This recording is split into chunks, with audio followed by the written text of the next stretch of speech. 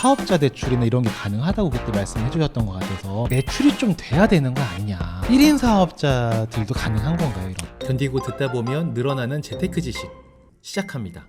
저희 3.3% 소득세 때는 사업 소득자분들 많거든요. 네. 이분들이 보면 사업자 등록은 안 돼 있고 또 4대 보험 적용되는 또 근로자 신분도 아니고, 그렇죠. 그러니까 근로자도 아니고 사업자도 아닌 중간에 끼어 있는 같은 약간 그렇죠. 예, 그런 분들이 계시는데 그분들은 이제 3.3% 떼고 받아서 내가 알아서 세금 신고하고 네. 이런 분들도 이거 얼마 이상 넘어가면 네. 이런 거잖아요. 이런 분들도 사업자 대출이나 이런 게 가능하다고 그때 말씀해 주셨던 것 같아서. 네, 그 사업자 등록을 해야만 우리나라는 어쨌든 외형적으로는 기업으로 인정이 되기 때문에요. 네. 예를 들면은 뭐 프리랜서 작가나 개발자로 활동하시는 분들은 원청을 주는 분들하고 협상을 하셔서 3.3%를 띄고 받는 방식으로 하실지, 아니면 서비스나 컨텐츠를 제공하는 조건으로 내가 공급 원가 더하기 부가세 이렇게 받아서 내가 사업소득으로 신고하시는 유형을 선택하실지를 협의하셔서 내가 사업자 등록 후에 부가세까지 해서 내가 받아서 내가 알아서 신고하는 유형을 선택하시면 그게 서로 협의가 된다라고 하시면 충분히 사업자로 활동하실 수가 있고요. 네. 저희 이번에 그 옥석이 많이 가려졌던 거 하나가 요 최근에 어제부터 네. 시행되기 시작했던 코로나 피해 기업들에 대한 영업 손실 보전금도 네. 네. 우리 3.3% 원천 징수하시는 분들이 네.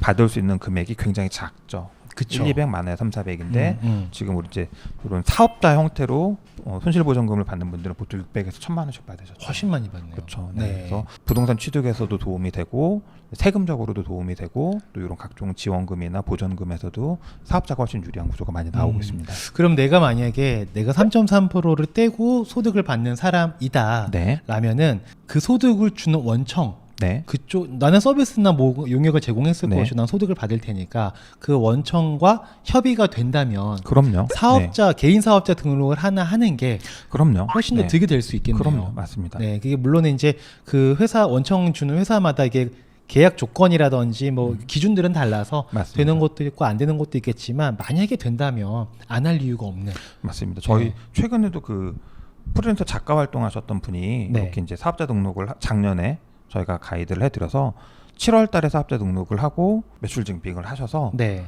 올해 이제 조그맣게 남양주에 자기 사업장 취득하시면서 사업자 대출을 받으셨던. 네. 네, 그래서 본인이 이야기하세요. 내가 3.3% 원천 징수를 쓴 프리랜서일 때는 전세자금 대출도 안 해주려고 아, 하셨는데. 맞아요. 네, 근데 내 사업자를 가지고 매출 증빙을 하고 사실은 사업용 부동산을 취득은 하셨지만 미혼에 혼자 생활하시는 작가분이 네.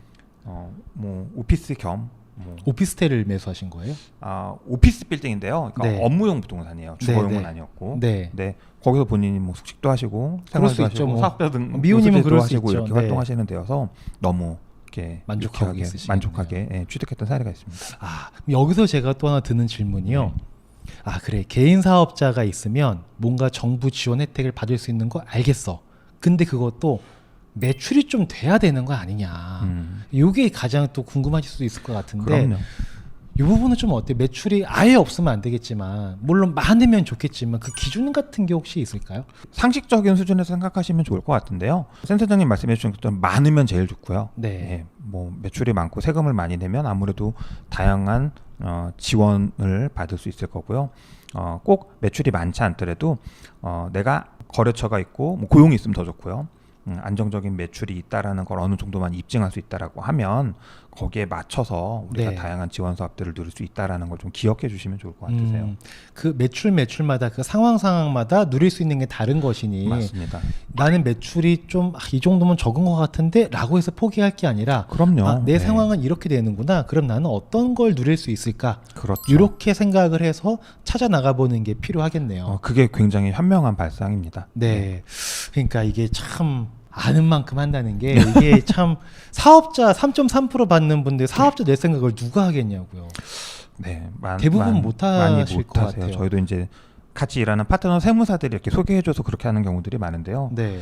자기들이 너무 오랫동안 이제 신고 대리를 했던 네. 뭐 3.3% 원천 징수하는 우리 특고직이라고 하죠. 그분들이 너무 비효율적으로 네. 금융 활동을 하시는 것 같다. 좀 대표님이 컨설팅 해주세요라고 오시는 분들 보면 제가 사업자 등록한다고 하면 원청 싫어할 것 같은데요라고 막 하시는 분들도 있었어요. 어. 근데 미차의 본전이 한번 얘기해 보세요라고 했는데 적지 않은 대부분의 경우들이 원청에서 네 편한 대로 해 이렇게. 그 원청에서는 사실 크게 상관없는 거 그럼요. 아니에요? 그러니까 적격징빙을 내가 신고해 주냐 네가 하냐만 네. 다른 거기 때문에. 네. 네, 그래서 부가세는 간접세기 때문에 업체 입장에서는 세금 낼 거 뭐 거래처에 주는 개념이어서 사실은 네. 크게 신경들 안 쓰시거든요. 저도 만약에 저희 센터에 누군가 이렇게 일한다고 프리랜서를 한다 그러면은 별로 신경 안 쓸 것 같아요. 그럼요. 네. 그거 한다고 뭐 회사 뭐 잘못되는 것도 아니고. 그럼요. 네. 어떻게 보면은 이제 원청을 주는 업체 입장에서는 특고직도 자꾸 이제는 근로성을 많이 인정하라는 추세로 사회가 가고 있어서 네. 사업자 내고 들어와서 단독으로 한다라고 하면 더 좋아하는 경우들도 사실 대기업들은 더 좋아하는 것 같더라고요. 맞아요.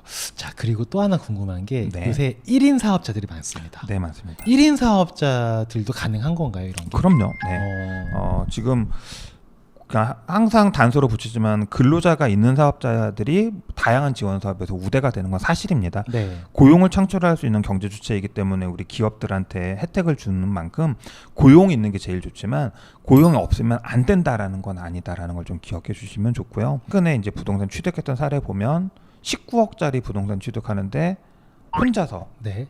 혼자서 1인 사업. 네, 1인이 유통업으로 연매출 한 3억 정도 하시는 분이었는데 그렇게 큰 건 아닌 그렇죠. 것 같은데. 예, 유통업이니까 네. 3억이면 큰 매출이 아닌데 네. 그냥 격리도 없고 본인이 직접 아침에 매장 가서 문 열고 물건 실어서 배송하고 이렇게 하시는 분인데도 네. 네, 대출받고 부동산 취득하는 건 전혀 문제되지 않았고요.